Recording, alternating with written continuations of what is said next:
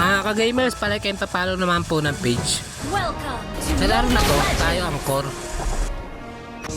Dahil wala tayong MM, dumalaw tayo sa gold lane. Tinulungan natin yung gold lane. After natin mabigyan yung gold lane, nag-turtle tayo. Dumalaw ulit tayo sa gold lane. Nabigyan namin yung isa. Kaso nabigyan dalawa sa atin. Nabigyan ko yung MM nila. Tumulong naman tayo sa mid lane. Nabigyan ko yung core nila. Paulan si Chang'e ng magic syrup, nabigyan yung isa. Natagalan ako pagkuha ng pangalawang turtle. Naglabas ng lord, kinuha ko na. Tinamaan na namin yung lord. Nag-SS ka agad ako.